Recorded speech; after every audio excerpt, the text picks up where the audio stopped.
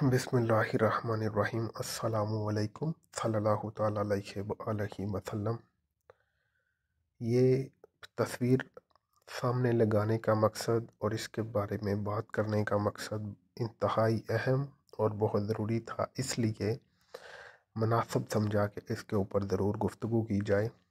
आप बज़ाहिर तौर पर देख सकते हैं कि ये हमारे एक मशहूर व मरूफ क्रिकेटर मोहम्मद यूसुफ साहिब हैं, जो कि एक इस्लामी बहन बेटी को प्यार दे रहे हैं और अलविदा कर रहे हैं।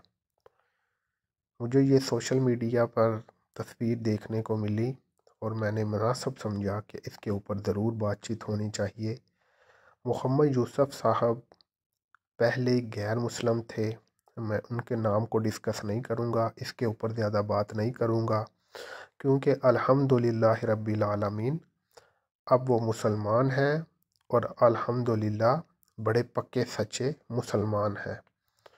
और मुसलमान होने पर आपको फ़ख्र भी होना चाहिए और आपको मुसलमान होने पर फ़ख्र होने के साथ साथ आपके अमाल ऐसे होने चाहिए जो कि मुसलमानों के लिए तो बहुत अहमियत के हामिल हैं, बल्कि वो गैर मुस्लिम लोग भी आपके अमल को देखकर वो भी इस्लाम की तरफ राग़िब हों और इस्लाम को अपनाने के लिए उनको आसानी मुयस्सर हो।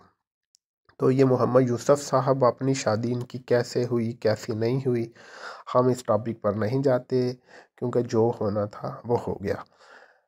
इस तस्वीर के ऊपर जो इबारत लिखी हुई थी उसके बारे में मैंने जब पढ़ा तो मुझे बहुत अच्छा लगा।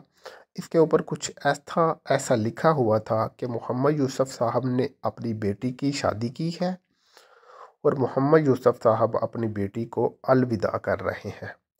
और शादी की है, बेशक ये भी माशाल्लाह सुन्नत है, सुनते रसूल करीम जी सल्लल्लाहु ताला अलैहि वसल्लम जी है।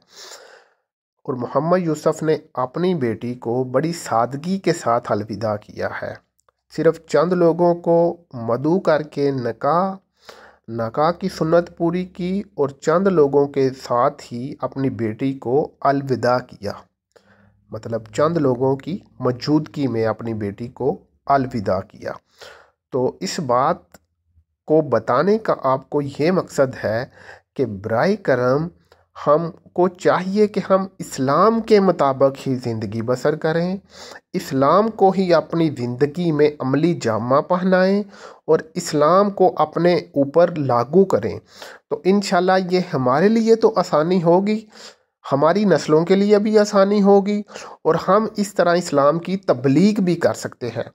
अब इस अमल से, मोहम्मद यूसुफ साहब के इस अमल से माशाल्लाह उनका इस्लाम के साथ पक्का रिश्ता जो है वो भी आप देख सकते हैं।